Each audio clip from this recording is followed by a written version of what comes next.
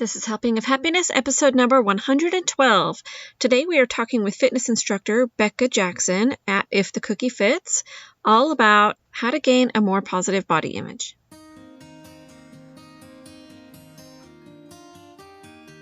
Hi, you're listening to Helping of Happiness. I'm your host, Hillary Hess, a crazy mom of 7 kids who loves to eat and loves to travel. Mom life can be exhausting, hectic, and scary at times, so let's take this journey together. We can love, we can learn, we can laugh, we can cry, and we can become better friends while we're at it.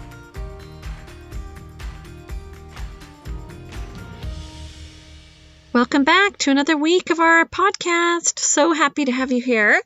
So originally, I recorded this with Becca. We were planning on having her be one of our presenters at the Mom Break Experience in September. Unfortunately, with all of the COVID restrictions that we have, we are not sure that that event is going to be able to take place the way that we intended in September. So we are postponing the event. We made the big decision this week to push it back until the spring of 2021 and have it in April, hopefully April 23rd and April 24th, barring any other issues with COVID delays. So those of you that have already purchased tickets, we're reaching out to you individually about whether you would like to just hold on to your ticket or would like a refund. And so I'm really sad. I was getting so excited about seeing Becca in just a few months face to face. But for now, we're just going to have to be content with hearing her amazing story and really helpful information that she has about how to gain more confidence with our bodies and how to make small little goals to make healthy changes and to be more positive and love ourselves. So here's Becca.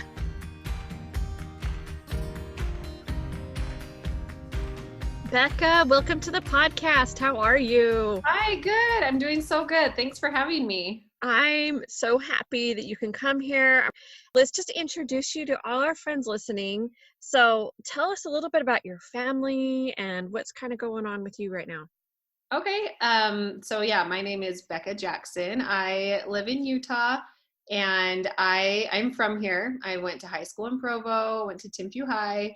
That's where I met my husband, and we weren't high school sweethearts. I just had a huge crush on him forever. And then, later, when we were in college, I told his little sister that I was going to marry him someday. And then we got married. So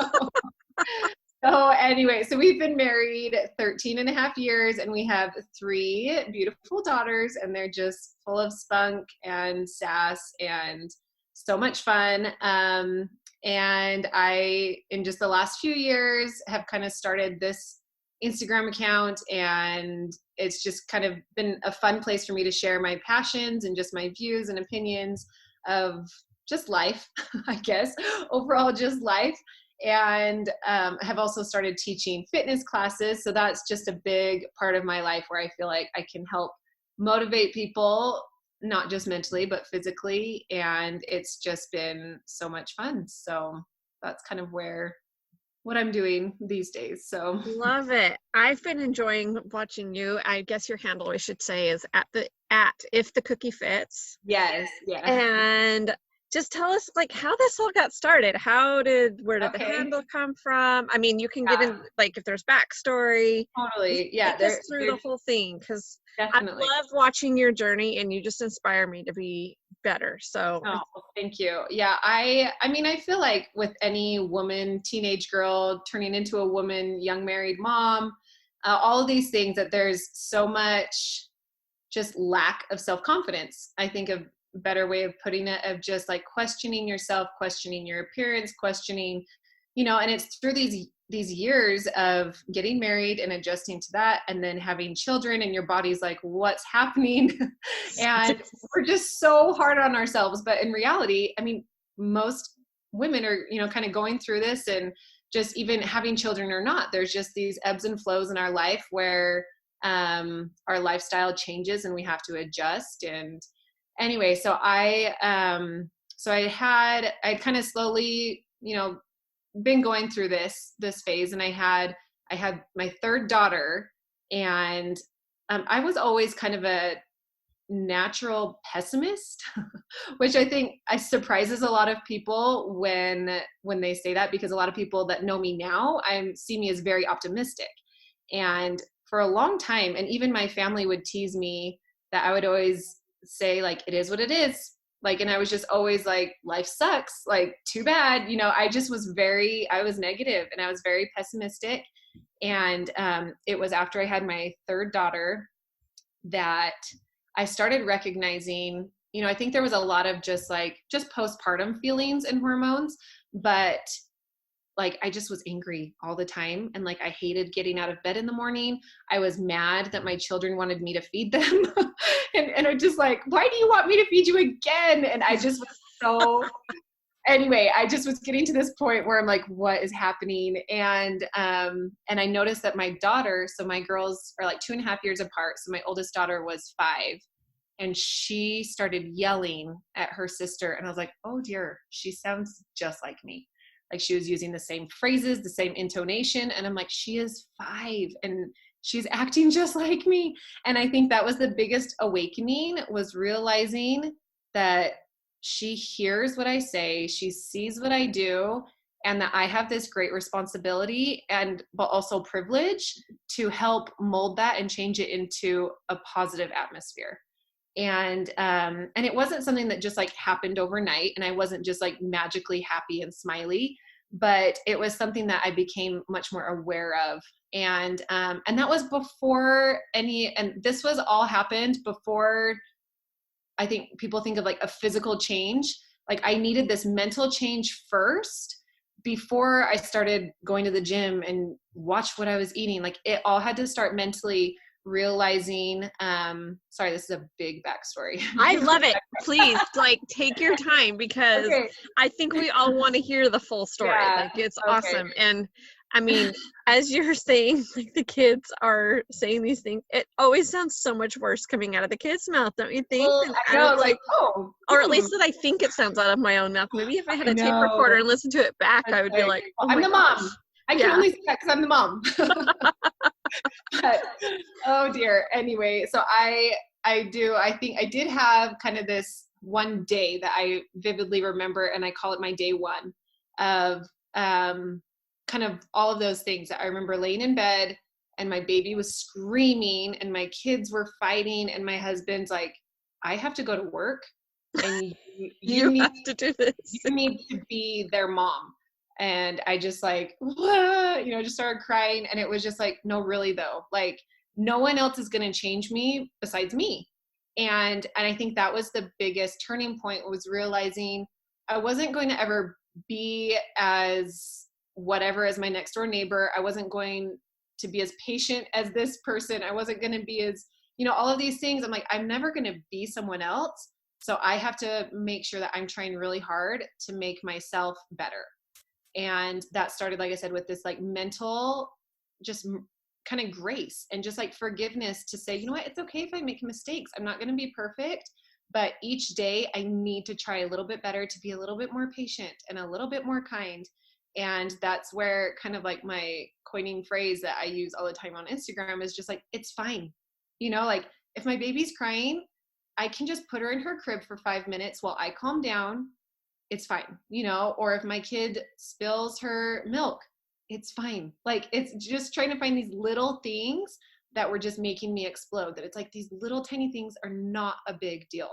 And so kind of just trying to change my perspective and like actively practicing changing the perspective of just kind of these negative, like self-critical thoughts to positive ones. And it literally took practice and it took work.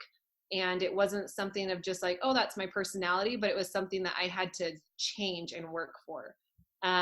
So I think that's something that people overlook, of just like, oh, she's so happy, she's just a happy person. It's like, but it also takes a lot of work and effort to have someone yell at you and you just say, it's fine, it's fine.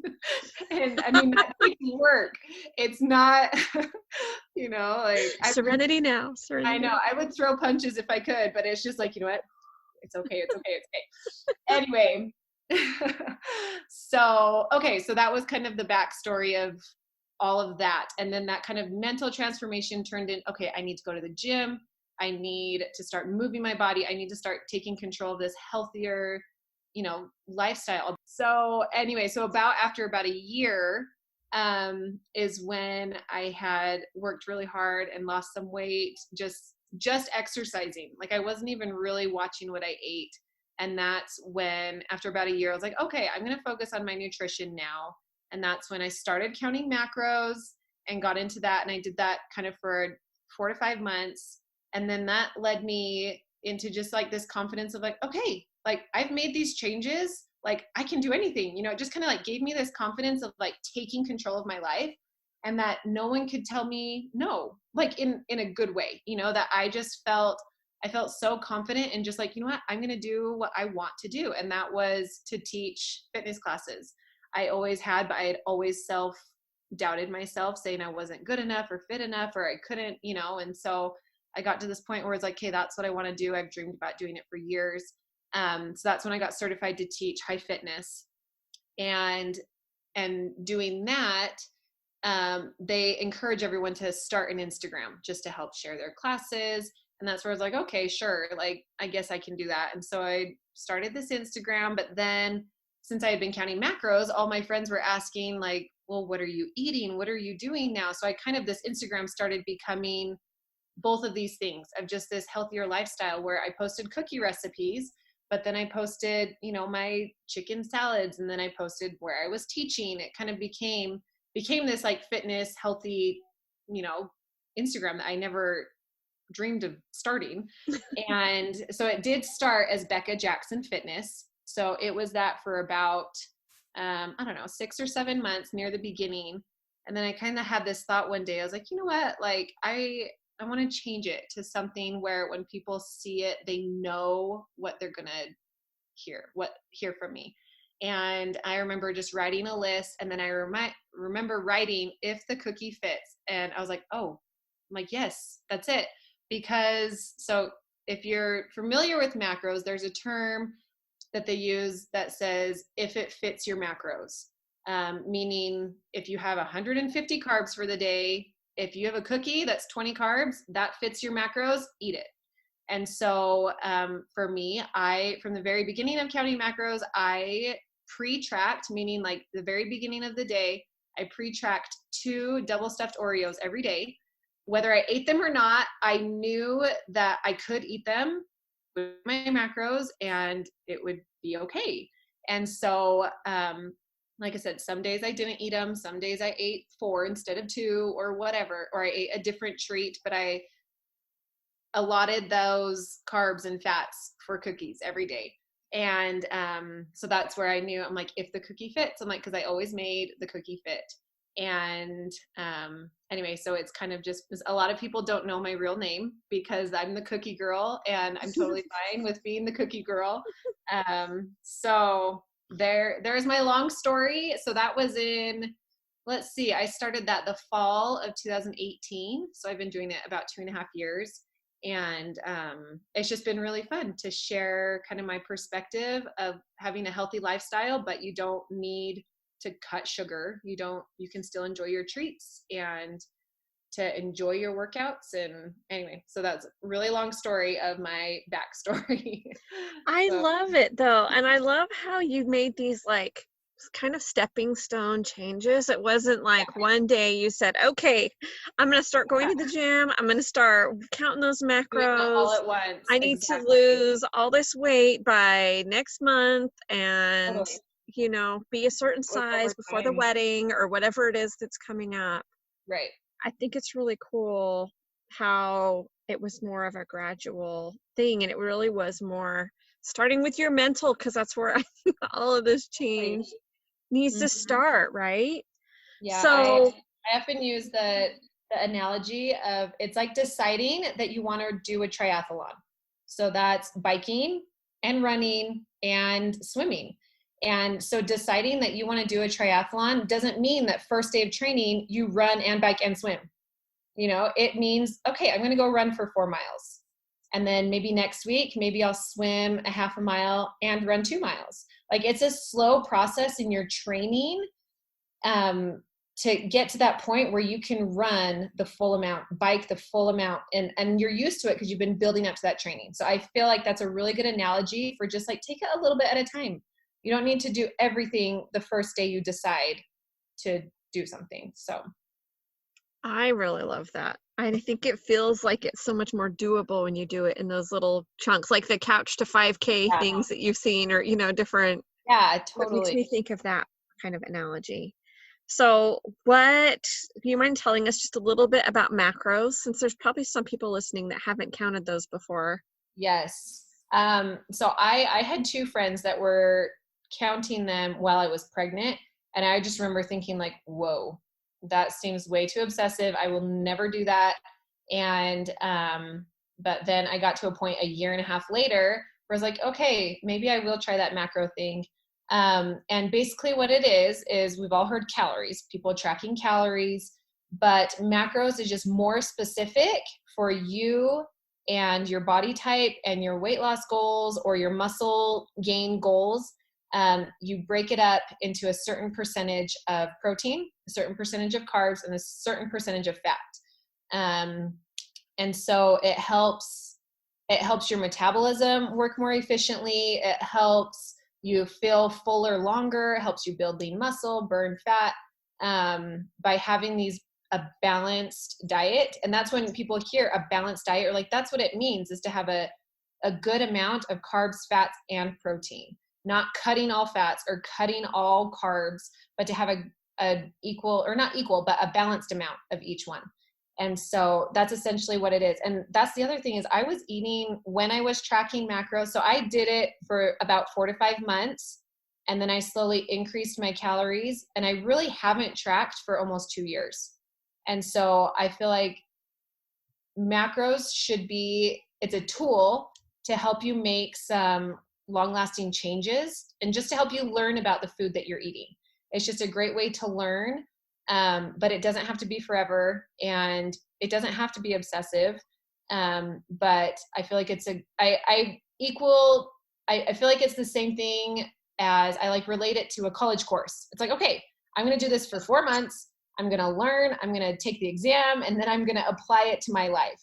And that's, I think, the best way that it helped me was just seeing it as like a short period of time to learn about what I was eating and make some changes. So I guess, so before you were doing macros, it wasn't like you were this big health nut. It really was teaching you, like, tell Yeah. us the difference between what you were eating before. I mean, don't have to do Oh, specific foods, but like, what yeah. was like a huge change for you?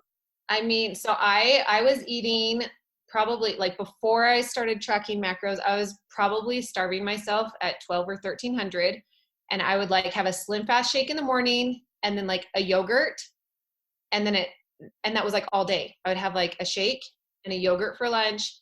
And then I'd put my kids to bed, or late at night, and I would eat a whole plate of brownies, and then some cereal, and then some nachos. So it just was like, I was just starving myself, because I just didn't know, that's what you think, that's what you hear. That's what society wants you to think, that less is more.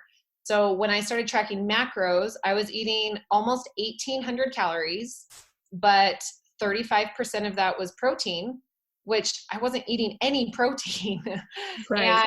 And so I think that was a big part of it. It was more calories, but my metabolism was working so much more efficiently.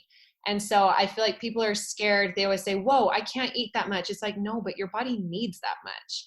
And so I feel like it helped me change my perspective to weigh less. I need to eat less, to I need to fuel my body to work efficiently. And I feel like that's something that macros taught me, was that like I need to be eating a certain amount of calories each day. And I aimed for those 1750 calories every single day. Like, it wasn't trying to eat less, but it was aiming to eat that much every day. So I feel like it helped kind of shift that perspective and build confidence, and helping, like we use the term food freedom. It helps you not look at food as good or bad, but to kind of balance it throughout the day. Macros is basically, another analogy is that counting your macros is like you get a budget for the day. So it's like, okay, you can eat 150 grams of carbs. That's fine. If you choose to eat that 50 grams with a plate of pasta, that's also fine. If you want to eat a salad so you can save your carbs for your cookies at night, that's fine. So I think it helps that some people are savers and splurgers, and some people just want to spend a little bit throughout the day. It's totally up to you. So I feel like macros kind of gives you that control of what you eat and when you eat, and deciding if certain things are worth it to you or not. Like for lunch today, we just did some little chicken tacos, but I also made chocolate chip cookies last night. So I said, you know what, I'm going to do a lettuce wrap with my chicken so that I don't have the 20 grams from my tortilla, but I can use those 20 grams in my chocolate chip cookie for later. So it's more just deciding how to use it. So I love that. I love that. Well, and I mean, you're going back to the budgeting analogy. I mean, we all know that there's freedom in having a budget and how crazy things can get when you're not on budget, you know? Yes, exactly. So I love that because it's definitely the same way for food. And I really like that it's not the scarcity mindset, because I think that's where I get into a lot of troubles. Right. Like I'll be too scarce and then I go over and I'm like, forget it. I'm just going to eat everything in the house, you know? Yes, So I I think know. that's a really good way to look at it, is aiming for a goal instead of just being Well, and restricted. something, yeah, like you just said, people just kind of throw in the towel. I feel like we have this mentality of like, oh, I'll start on Monday, or even I'll start tomorrow, or I like to look at it as I get a restart every time I eat. So it's like, if I had donuts for breakfast, it doesn't mean that I ruined my day. It just means like, okay, for lunch, I'm probably gonna, since donuts are high in carb and high in fat, for lunch, I'm gonna have a chicken salad where it's low carb, low fat, and high protein, and so it's a matter of just every time you eat, you're getting a second chance, that throwing in the towel is definitely not gonna help you. But taking control of every time you eat and making, that choice, just helps helps to have this feeling of control and avoiding that food, guilt. But with that said, I will also say that every weekend we have, like our people call it all sorts of things, like we call it just an untracked meal, a celebration meal, a party meal. I don't like cheat meal because I don't think yummy food is ever cheating anything. But every weekend, like we'll go on a date or have a family date night, and we'll have pizza and milkshakes, and we enjoy it. Like if you're counting your macros, you just don't count that meal and you just enjoy it. And I feel like that helps me to look at it at a matter of over a week of time, thinking that I have that meal to look forward to, saying, oh, okay, we're going to have pizza night on Friday. Okay, well, I'm going to enjoy my, egg whites today so I can enjoy my pizza on Friday. So I feel like it helps to have those like short-term goals and like things to look forward to, rather than just complete restriction and cutting things completely out of your diet. Yes, I love that. I love that a lot. So what helped you, because were there ever times, I imagine, because this sounded like a longer journey, it's like over a couple of years, really. How long was it from start to finish when you were really kind of just starting to learn, and then when you felt like you kind of had some mastery over this? Yeah, so I felt I started just completely just started out of nowhere, knew nothing about macros, it was like the week of July 4th. And I remember thinking like, oh, I should just wait till after the holiday. I'm like, no, that's the whole point. There's no point in waiting because I just keep waiting. And I'm like, the story of our lives, yes. I know. And so it was just kind of made me realize, I'm like, I've got to learn how to navigate holidays, because there's a holiday every month, that I'm like, I can't just start after every holiday. And so I'm like, it's just got to become part of my life. And so I started that July 4th weekend, and I took the bun off my hamburger so I could save carbs for the Doritos or whatever, that it was, I started that week. So I did it, let's see, July, August, September, October. So October was kind of when I realized like, that I was done. Like in the sense of I wanted more freedom. I didn't want to track forever. I didn't want to be obsessed with getting skinnier, or that I'm like, I need a lifestyle. I don't want to become obsessed. And I recognize that. So it was after about 4 months that I was like, okay, this is too much for me. I've learned a lot. I don't need to be tracking everything that I'm eating anymore. And so that's when, so they call it a reverse diet. So I started slowly increasing my calories. And it took about 6 weeks until I got up to like 2,300 calories, and I maybe only gained a pound or so because I was still eating a balanced diet. I was still having a good amount of protein, fats, and carbs.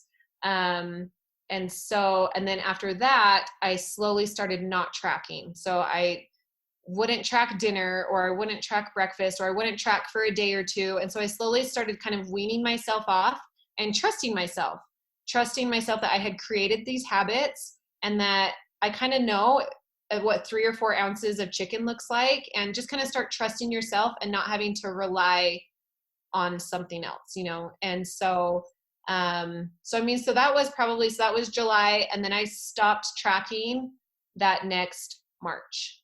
And then that was 2 years ago that I've only had like a week or two here or there where I track for a little bit just to like get on track. Just to realize like, oh, my portions have gotten a lot bigger the last few months.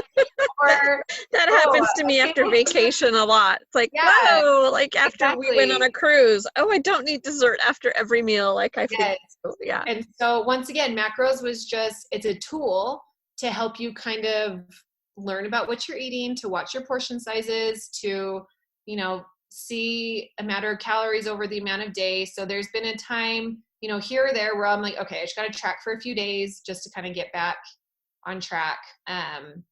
And it's nice that it's always there. I know how to do it, and it doesn't have to be the rest of my life that I have to depend on it, you know, so that's that.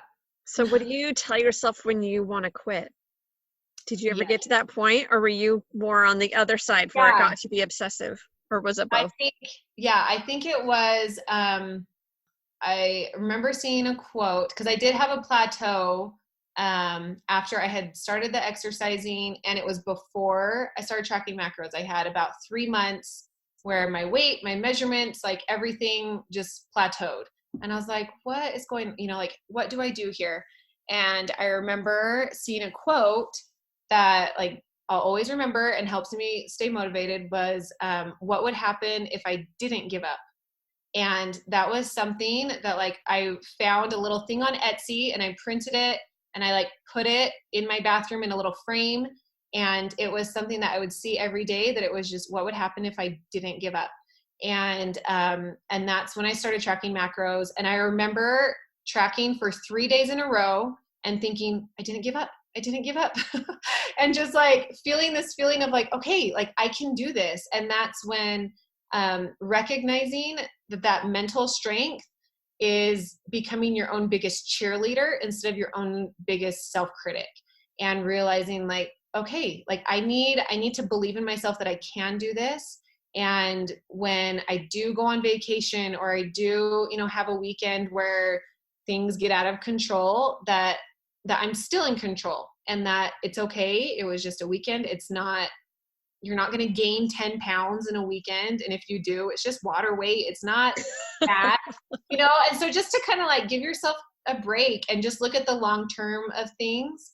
You know, a quote that I always say is like, it's not perfection, it's just progress. Like focus on your progress, and to see, okay, 6 months ago, had I not been doing XYZ, I would have still been where I was 6 months ago. And so to kind of like pat yourself on the back and just be like, okay, yes, I am improving. It may not be as fast as my neighbor or my sister, but I'm improving. And that's really all that matters, is, you know, how I'm doing. So, I like that it takes the comparison trap out of that. When you're just focused on yourself and where you should be, you quit worrying about where your best friend is, or where that girl is on Instagram, or what have you. Exactly. Mm-hmm. So what about when the pendulum swings the other way? Because I know a lot of people can get super obsessed with tracking, and that's not good either. It's like finding this middle ground. What do you do when you feel like you're starting to get obsessed? So, well, one thing, this is kind of bridging the two questions that the whole time, so this is like a year and a half from like my day one to like done tracking, that I never ever lost more than 1 pound a week. it was always like 1 pound or less, or 0.75 or 0.85. And some weeks I didn't lose any weight. And that's why I took measurements, and I would just measure like my waist or my hips. And I guess I didn't mention in like backstory, but this was, so over that year and a half, I lost like almost 60 pounds. So I guess I never mentioned that at the beginning. It's just so And people that's a lot. get a perspective. A small child. Yes, it's a lot of Yeah. So work. it's like over that year and a half, I mean, that's how many weeks? That's probably 80, 90 weeks. And I never lost more than 1 pound a week. So I think people get really discouraged of just like, oh, I only lost a pound. It's like, that's great. You know, that it's over after 8 weeks, 10 weeks, that's 10 pounds. Yeah. You know, so I think always having that in mind too. And it's not always about weight. And I know that too, but if you have that as your goal, to not be frustrated if it's not enough. Because as long as you're progressing and doing better each week, you have to hold on to that like encouragement for yourself. And then, yes. Okay. So that's when I started. So that's when I was tracking macros, and I was losing about 1 pound a week. And I got to a weight and a size that I've really never been and since I was like 15. And I remember looking in the mirror thinking, at first I was like, oh, I look great. Like I've got these abs, and the abs are gone. They're not really there anymore. This was a couple years ago. I've learned this balance of like, you know what, I'm fine.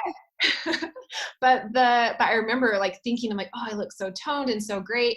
And, but then I also noticed I could see like my ribs, and like, I was getting really thin.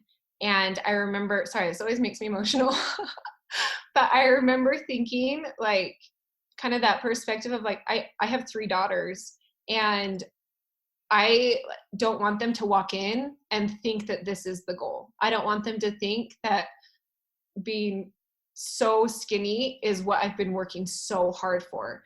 And because really what I was working hard for was to have energy, to feel good, and to gain control over what I was eating and how I was eating. It wasn't over wanting to be skinny. And I think that's what people think they want. They think they want to be skinny. But honestly, having this control over what you're eating and not feeling guilty about it is so much more rewarding than a pant size. And it takes time, you know, and so I had this kind of moment where I was like, I'm kind of grossing myself out. Like this is the point.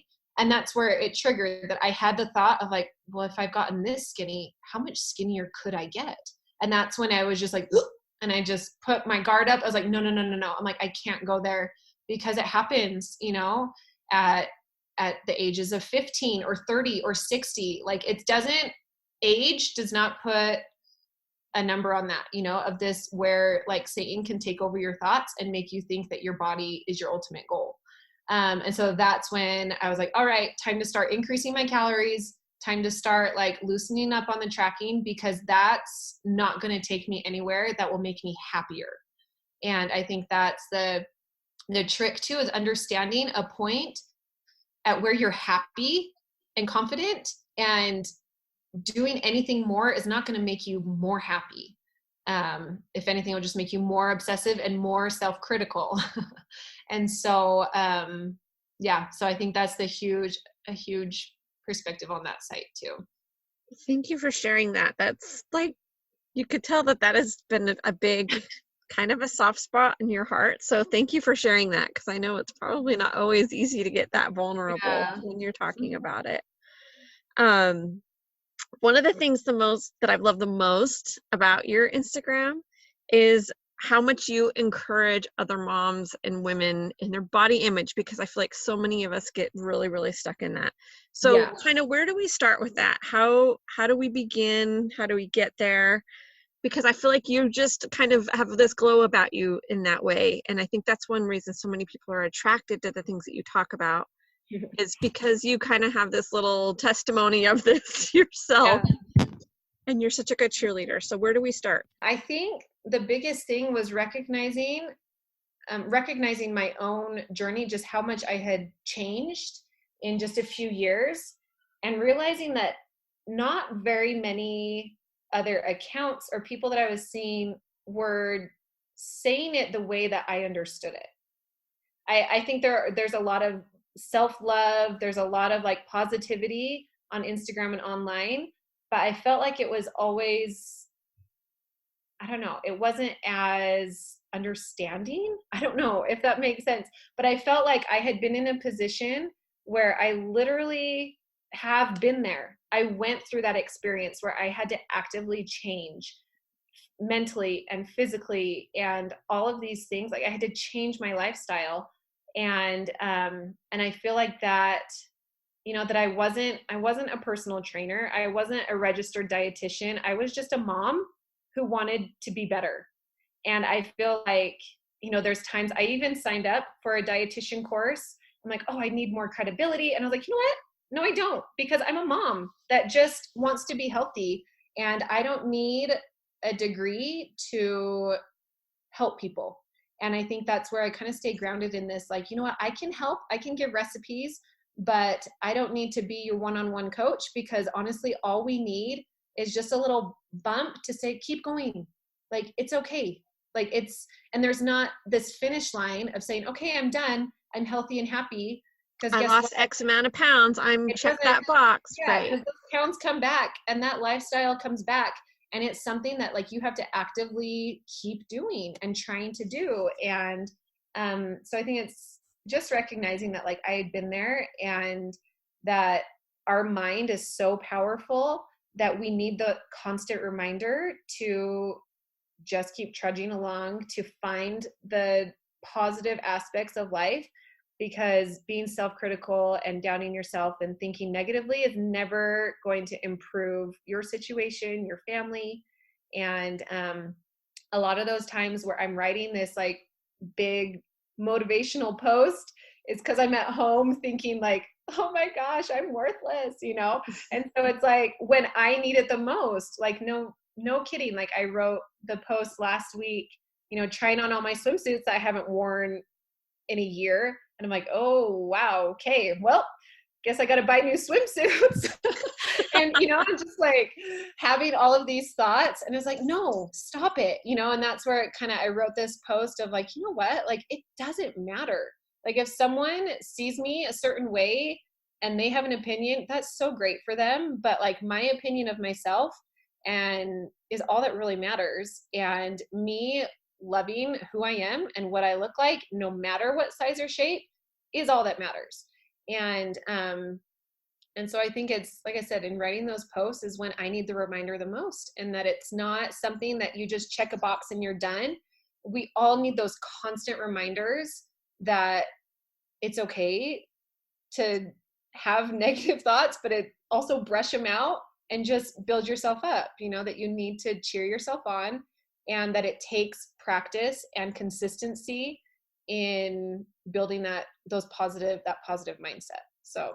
So what are some places that you go? Like what do you have, like mantras that you tell yourself to get yourself going on again? Do you journal? Or is it Yeah, just like you keeping up with other people? Is that kind of how you honestly, cheer yourself on? I feel like the first thing that comes to my mind is I feel like we hear the term bearing your testimony, that like you start to believe it the more that you bear it.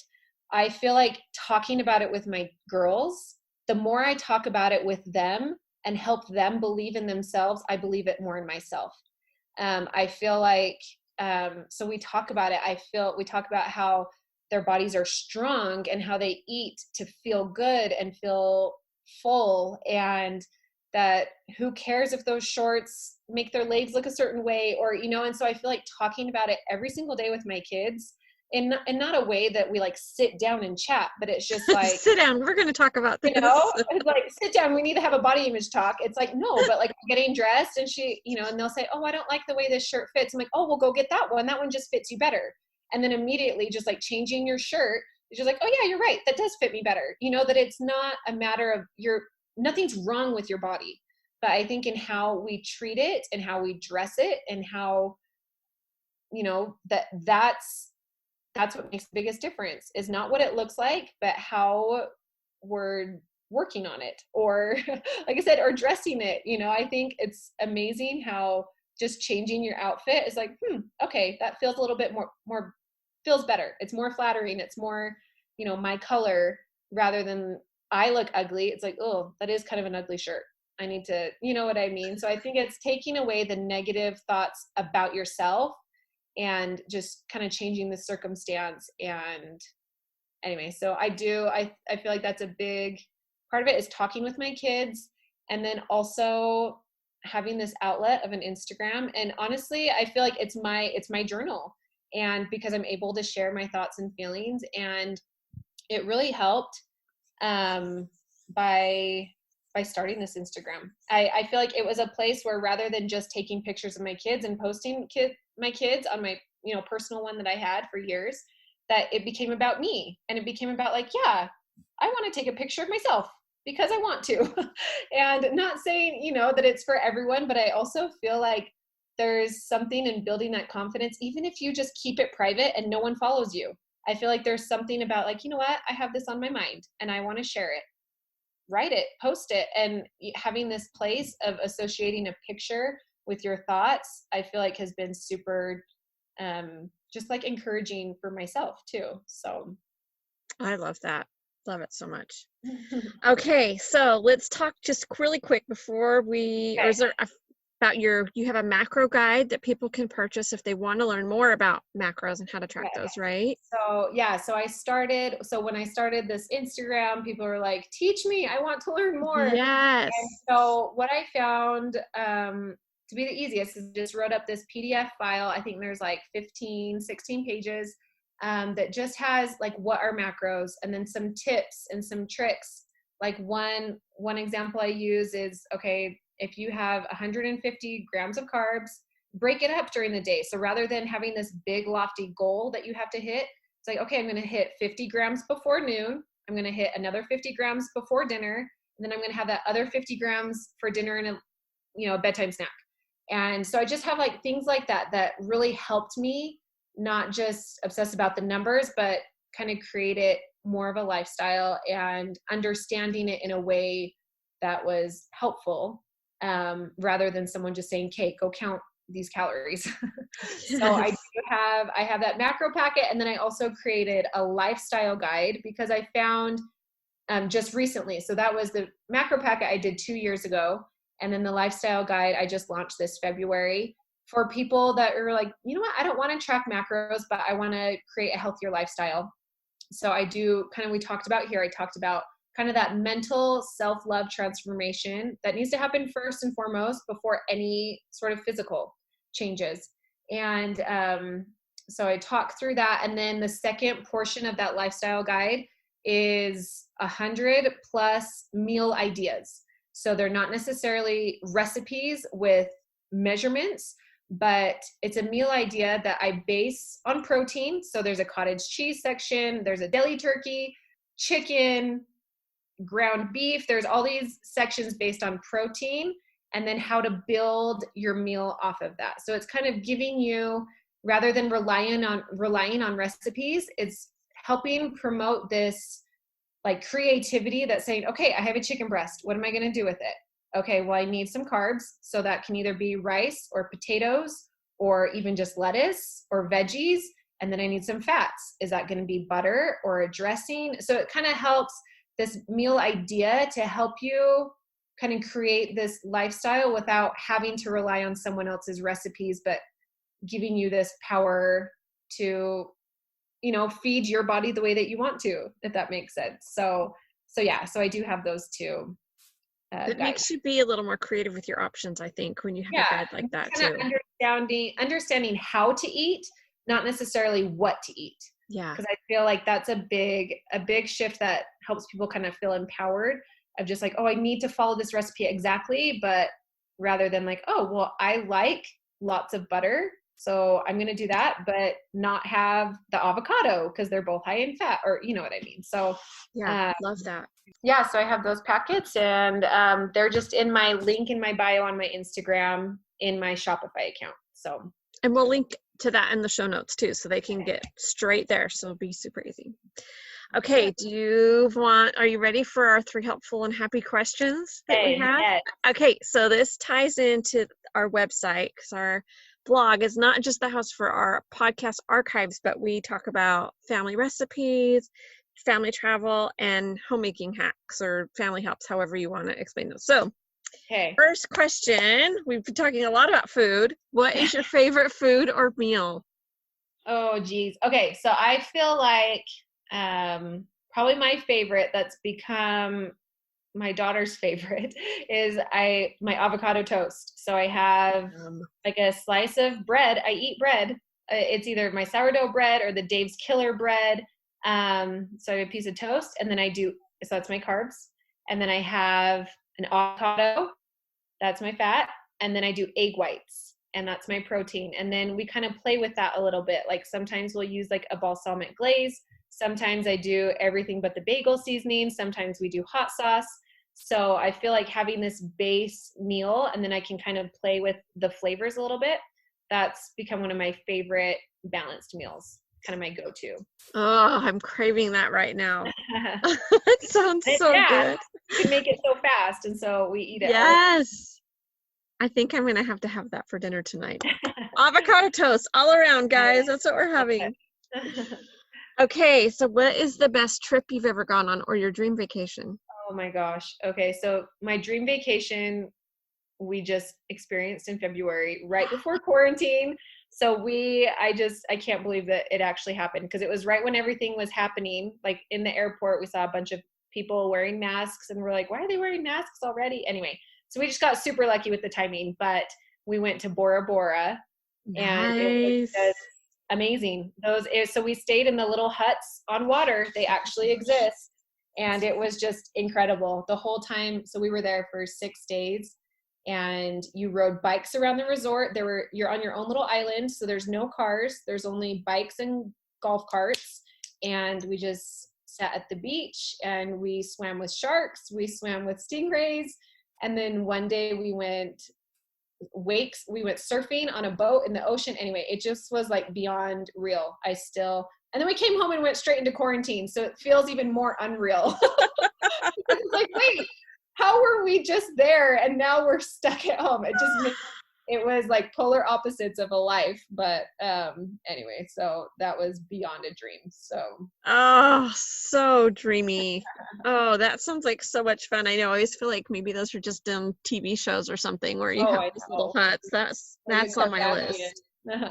Yes. Okay, and then our last one. Do you have a homemaking hack for us? Okay, let's see. I have a few. I feel like one kind of overall tip, as you can see, well, you can see, and not everyone else will see, but it's 2 p.m, and I haven't showered, but my house is clean and my family's been fed. And so I feel like I have these 3 things, that it's the house, the laundry, and me. And I never do all 3 in one day. So some days it's just too much pressure to feel like I have to be the perfect wife and the perfect mom and have everything together all the time. So sometimes I shower in the morning. Sometimes I shower right before bed. Sometimes I get 8 loads of laundry done. And so anyway, so I feel like having those 3 things, it's kind of takes a little bit of pressure off of yourself. And if I can at least get 2 done, maybe I shower and do laundry, then that's great. So that's kind of my mother, wife, life homemaking hack, is just to give yourself some grace. Your house does not need to be spotless. People are living in it. And if you don't do laundry for a few days, it's okay. I think that's one of the best tips I've ever heard. I love that. Oh, I think I'm going to live by that. Maybe I'll never get to the laundry one. I don't know. We'll see. Well, then, I mean, if your husband is like, why have you not showered? It's like, go look upstairs at the 8 loads of laundry. You're welcome. I love it. I love that. Yeah, so good. Okay.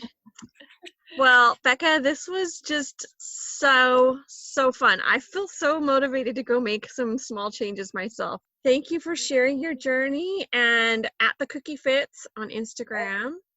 And thank you. Of course. Thank you so much. Thank you so much for being here with us today. If you've enjoyed this podcast, please go give us a rate, review, and subscribe on Apple Podcasts, and share it with a friend. I'm sure there are lots of other ladies out there, I would assume, besides just me, who are really struggling with this whole body comparison, body image issue in life. And I've just learned so much from Becca. Go follow her on Instagram and grab her wonderful resources that she has on her Shopify account. So have a wonderful week. Can't wait to have you back with us next week.